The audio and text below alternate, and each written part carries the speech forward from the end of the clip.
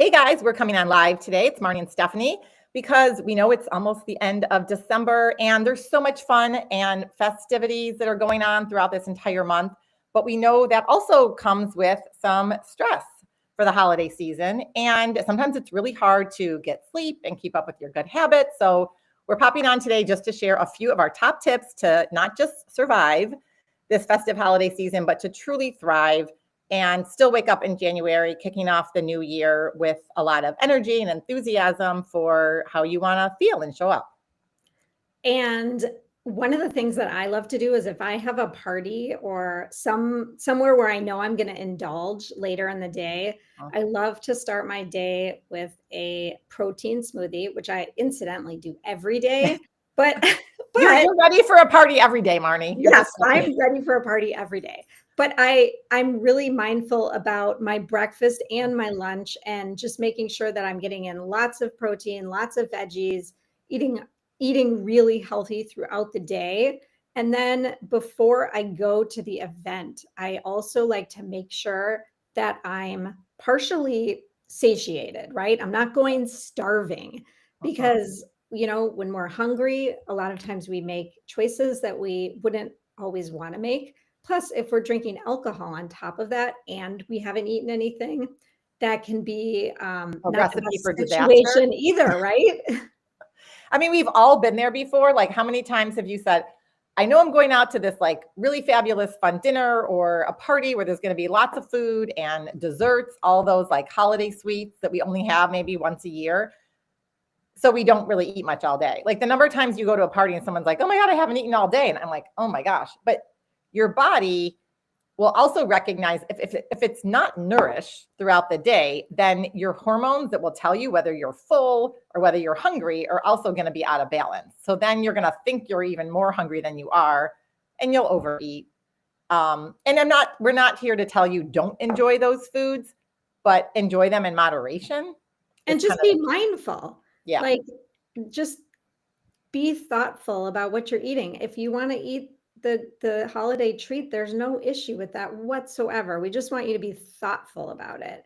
And also, don't forget to drink your water all day long, right? And especially even if you're having a cocktail or some other type of alcohol, drink water along with it.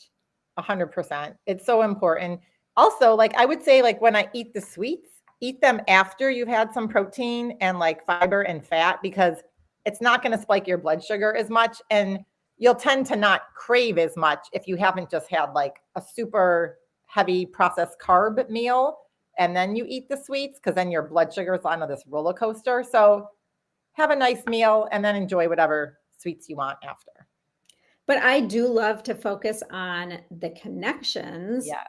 at all of these gatherings instead of the food, right? Because it's really about being together with our friends and our families and having meaningful conversations and just feeling warm and fuzzy and surrounded by love, hopefully.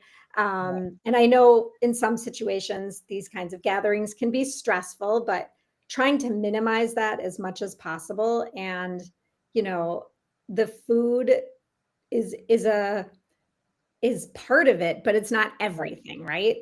Right.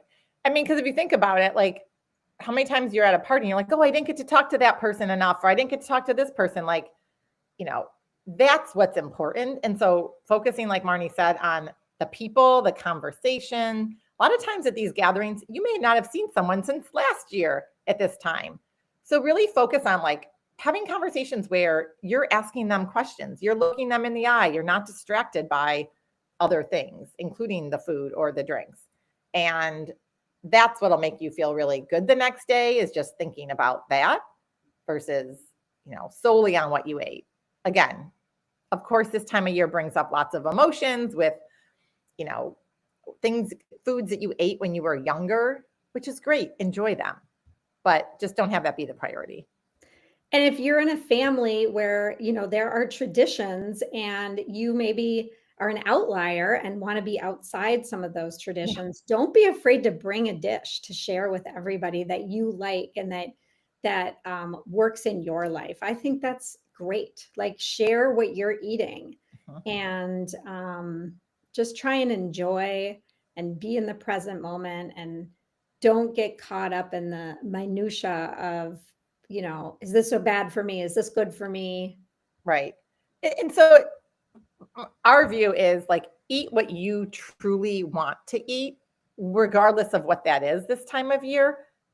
But if you're feeling pressure and you're eating something because you think you should, or because your aunt or mom or someone made it, even though you don't even like it anymore, it doesn't make you feel good, then that's where stop and have a conversation and just explain like, hey, so thankful that you made this wonderful meal. I'm going to have a couple bites or not. But when I eat these foods, it really makes me feel bad. Like, and I want to enjoy the night and enjoy conversation with you. And so I'm going to choose not to eat this if you're feeling that pressure. Because we still see so many people that are making choices, not because it's what they want to do and because they really enjoy the food, but because they feel like they should because someone else made it. And that's not eating intuitively, and it's not listening to your body. So we just want to encourage you all to be unapologetic. And then also, like this time of year, sleep can kind of go by the wayside, but sleep is so important. We want to keep our immune system strong.